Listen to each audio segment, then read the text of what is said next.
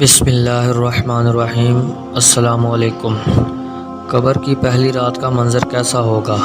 یہ ایک ایسا سوال ہے جس کی تلاش میں ہر دوسرا شخص نظر آتا ہے۔ آج ہم اس سوال کا جواب آپ کے لیے اسلامی نقطہ نظریے سے لے کر حاضر ہوئے ہیں۔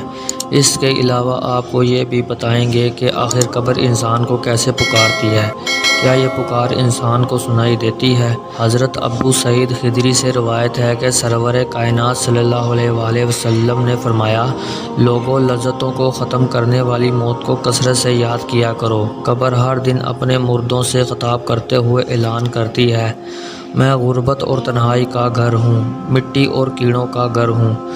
جب مومن کو دفن کیا جاتا ہے تو قبر اسے مرحبا کہتے ہوئے خوشخبری سناتی ہے کہ میری پشت پر چلنے والوں میں تو میرا بڑا محبوب تھا، آج میں تیری ہو گئی اور تو میری طرف آ گیا، تو اب تو میرے احسان کو دیکھ لے گا۔ یہ کہہ کر قبر تا حد نگاہ کشادہ ہو جاتی ہے اور جنت کا دروازہ اس کے لیے کھول دیا جاتا ہے، جہاں سے اس کو جنت کی تازہ ہوا آتی ہے۔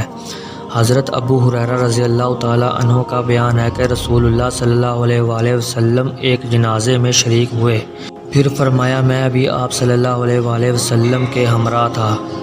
آپ صلی اللہ علیہ وآلہ وسلم ایک قبر کے پاس بیٹھ گئے اور فرمایا، یہ قبر ہر دن با آواز بلند کہتی ہے، اے آدم کی اولاد، تو کیوں مجھے بھول گیا؟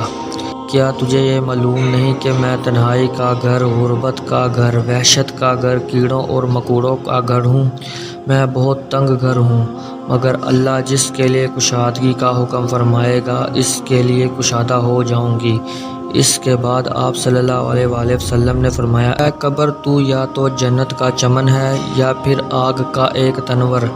حضرت ابو حجاج رضی اللہ تعالیٰ عنہ سے روایت ہے کہ رحمت عالم صلی اللہ علیہ وآلہ وسلم نے فرمایا، مردہ جب قبر میں رکھا جاتا ہے تو قبر اس کو کہتی ہے کہ اے ابن آدم، تو ہلاک ہوا، تجھے کس چیز نے مجھ سے دھوکے میں رکھا؟ کیا تجھے معلوم نہ تھا کہ میں فتنہ، تاریکی اور کیڑوں مکوڑوں کا گھر ہوں؟ تجھے کس چیز نے مجھ سے بہکا کر نہ ڈر کر دیا اور تو میری پشت پر خوب اکڑ کر چلتا تھا؟ اگر وہ مردہ نیک ہوتا ہے تو اس کی طرف سے قبر کو جواب دینے والا جواب دیتے ہیں، اے قبر، تو دیکھ تو صحیح اس کے اعمال کیسے ہیں، یہ اچھائی اختیار کرتا تھا اور برائی سے باز رہتا تھا۔ یہ سن کر قبر کہتی ہے، بے شک یہ نیک تھا، اب میں اس کے لیے سرسبز ہو جاتی ہوں۔ مردے کا جسم اس وقت منور ہو جاتا ہے اور اس کی روح اللہ تعالیٰ کی طرف بھیج دی جاتی ہے۔